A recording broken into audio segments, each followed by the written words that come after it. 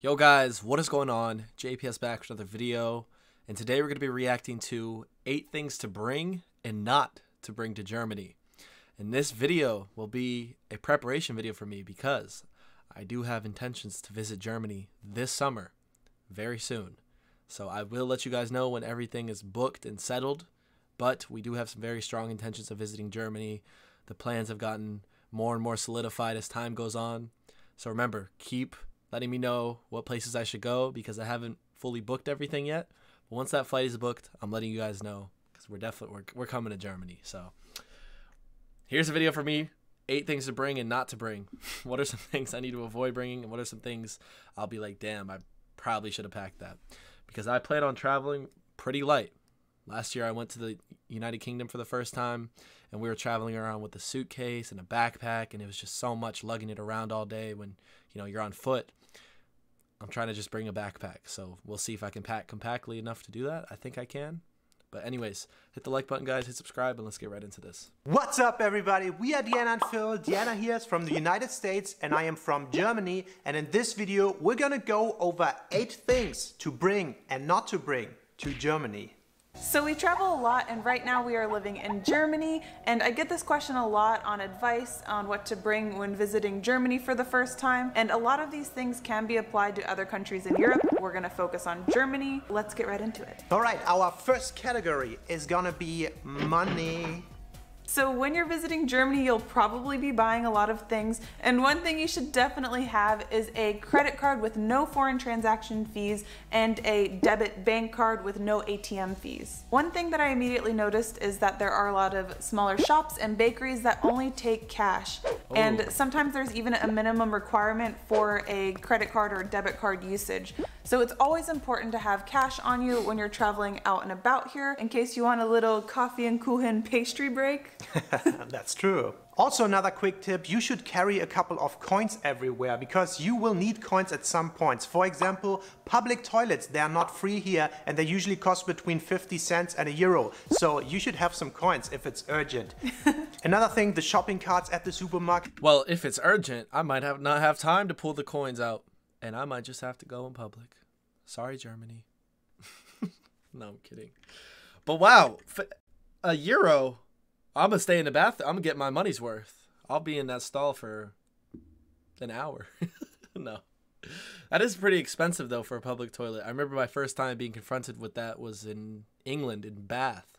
It cost 35 cents, 35 pence is what they call it, to use the toilet. And I was a little frustrated because, like, you gotta use the bathroom. You're not trying to pay then, but I guess it is what it is. Another thing, the shopping carts at the supermarkets, you need to put a coin in there to get your shopping cart, drive around with it, and when you bring it back, and you have to bring it back, you will get your coin back. So carrying a couple of coins with you at all times, definitely recommended. Genau. So category number 2, electronics and adapters. One thing that you should absolutely bring is a universal adapter to plug into the outlets here in Germany. So Germany basically has 2 types of plugs. One is the type C, which is this kind of flat one, and then the other one is type F, which is kind of this bigger rounded one. It's different from the US. Yeah, it is totally different from the US, and since the voltage differs, you absolutely need one to power basically everything. Also, if you come to Germany, you probably want to check out a couple of the surrounding countries as well. And I think in Europe there's still no standardized outlet thing, so one that can adjust like that one is probably best suited for different countries, and it's an absolute necessity to bring. So most of our cell phones and laptops have an automatic converter with the voltage, so you'll be fine with that. But if you're bringing like a hair straightener or a blow dryer, it's going to differ in voltage, so I would make sure you have a converter or just leave those at home. Yeah. Category number 3 is gonna be clothes. If I'm being completely honest, you should not overpack when coming to Germany. It's not like you will never find a clothing store when traveling around here, but we have a few little tips in the clothing department. Yeah, since you probably don't want to buy everything new, one tip that I would absolutely give you is bring a lot of layers. In Germany, layering is everything. You should bring leggings, long sleeves, a light jacket, and everything that kind of breaks wind or the weather. Yeah. Especially when you come in fall, winter, or even spring, you should also bring some scarves, maybe some beanies, and potentially an umbrella, although you can get these pretty cheap everywhere as well. See, this is the benefit of going into summer. I'm not going to need these layers like that. I don't think Germany's going to get too, like, I should be good, right? He didn't even mention summer, so. Another thing that you should definitely pack is 2 pairs of shoes. Since the weather is that unpredictable, it is very likely that one pair of your, let's say, sneakers gets wet or dirty, and you will need another pair if you want to go out. So what we would recommend is bring a pair of sneakers for the everyday life, and then depending on what else you're planning to do, maybe bring a pair of more functional shoes, or maybe if you want to go to the beach, a pair of sandals. Also, another thing to note, if you're visiting during fall or winter, definitely bring a good coat. It gets pretty chilly. A big one. And you're gonna want a coat. Yes. Before we continue with the video, I just wanted to take a quick moment to remind you to please like the video. It helps the YouTube algorithm. We're still a very small channel, and every thumbs up, every comment below really helps. If you want to further support us with our channel, you can do that on Patreon. We have a Patreon page. It's patreon.com/DianaandPhil, and we have different tiers of benefits and support the video. Category number 4 is gonna be toiletries. And this is a category where you shouldn't really overpack as well, unless you have something very specific to you. So there are DM and Rossmann's here. Those are like the convenience stores of Germany, equivalent to like, yeah, it's equivalent to like a Walgreens or a CVS or something. And you can buy all of your basic toiletries there, like toothpaste, deodorant, shower gel, okay, bet. bar soap, I'm good whatever then. you need. They usually have it there. And it's super cheap here. I will say, if you have any specific face wash or specific product that you use, I have really sensitive skin, and I know that there are certain face washes that I couldn't get here. So if you have something specific, just make sure you do your research beforehand. And bring it. And bring it. Category number 5, documents. Don't forget your passport. I know it sounds silly, but it's something you need when traveling internationally. Also, it's really good to make sure that your passport doesn't expire within 6 months of your trip. So just make a double check on that. Also, make sure you have both electronic and paper copies of your important documents, like your passport, your driver's license, your visa. It's really good to have a physical copy of that. Scan it, have an electronic copy version of that as well in case you lose your hard copies.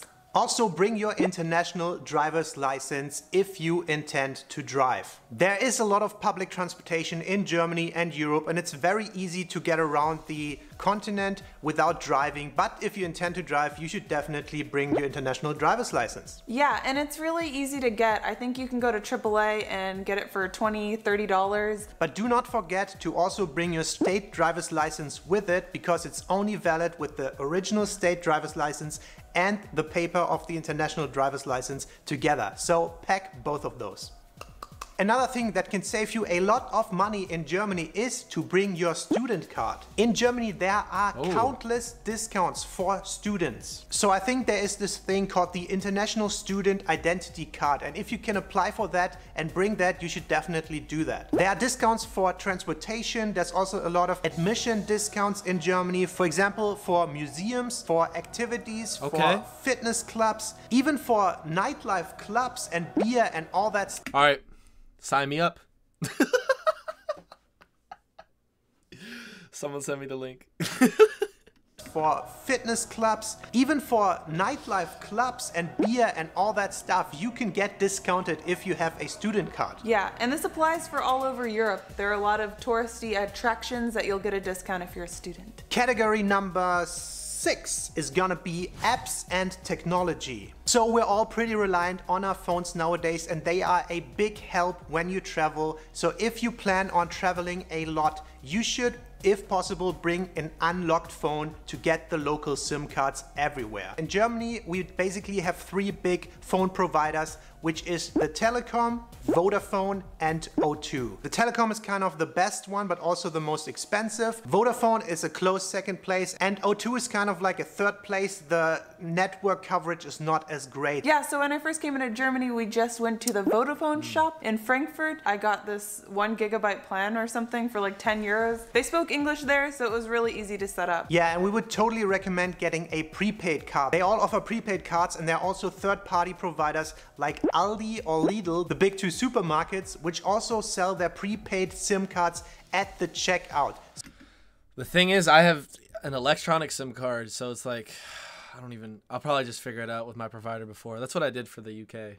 I want to see, we need to react to how widespread is like free Wi-Fi in Germany and things of that nature, and how good is it too. So that is very easy to get. Don't get a contract, get a prepaid card. I'll just learn from that. one I don't of need to these react providers. to that. Yeah, especially if you're only going to be here for a short period of time. Exactly. So now we're going to talk about some of the different phone apps that are really helpful when traveling. I would definitely recommend downloading Google Translate or a translation app. I always use Google Translate, and I know you can download a certain language to have it to use even offline. You're not going to really have a problem if you're traveling in the big cities. Most people speak English in Germany, but if you're traveling some of the outward areas or you don't want to be reliant on people to translate for you, it's a really good app to have. And another one that we always have whenever we're traveling is Google Maps. You can download a map area to use offline, and it's really beneficial, especially when you're trying to explore a new city. Yeah, one big thing I love about Google Maps, and I think which is underrated, is that you can use these markers.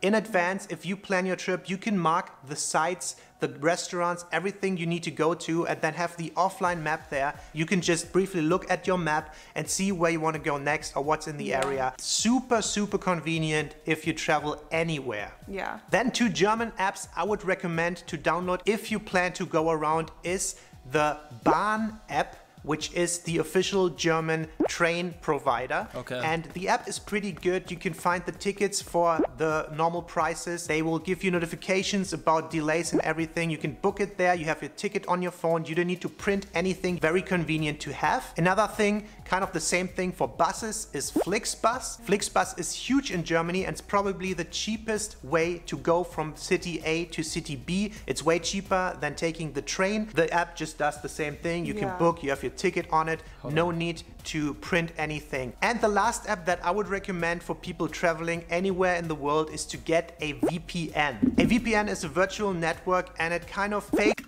And that transitions us to our sponsorship today. Insert any VPN company. Let's see.